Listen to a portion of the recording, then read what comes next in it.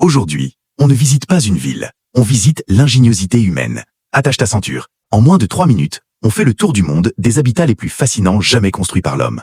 Et crois-moi, 90% des gens passent à côté de ce que ces maisons racontent vraiment. Du Sahel au Maroc, en passant par le Mali avec la mythique grande mosquée de Djenné, la terre crue respire. Quand il fait 45 degrés dehors, l'intérieur reste étonnamment frais.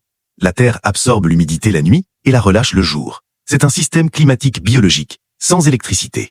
Et devine quoi? Ces bâtiments peuvent durer plus de 500 ans si on les entretient. La pauvreté? Non. C'est de la haute intelligence environnementale. Mais si la chaleur écrase le désert, que fait l'homme quand le froid mord la chair? Chez les Inuits du Grand Nord, l'igloo n'est pas qu'un tas de neige. Il peut faire moins 40 degrés dehors et 0 degré dedans. Pourquoi? Parce que la neige contient de l'air, et l'air est un isolant incroyable. Encore plus fou, la chaleur corporelle suffit à stabiliser la température. Ce n'est pas de la neige, c'est une forteresse thermique. Mais que faire quand la terre est trop humide pour construire? À Gambier, au Bénin, dans l'Amazonie, en Asie du Sud-Est, les maisons flottent.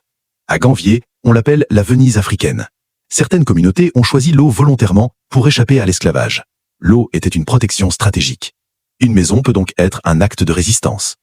Mais parfois, l'homme ne fouille pas l'eau, il fouille la terre elle-même. En Cappadoce, en Tunisie, à Matmata, on vit dans la pierre.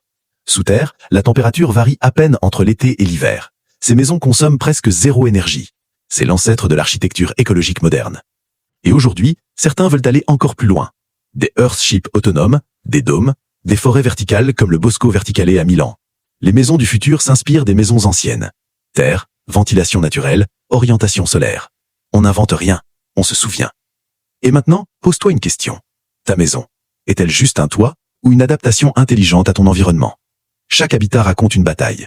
Contre le climat, contre le danger, contre le temps. Une maison, un combat, une histoire. Alors dis-moi en commentaire, quelle forme d'habitat t'a le plus surpris? Et surtout, quelle destination on explore au prochain voyage? Parce qu'ici, on ne visite pas le monde, on le comprend. Une planète, 1000 refuges, une histoire.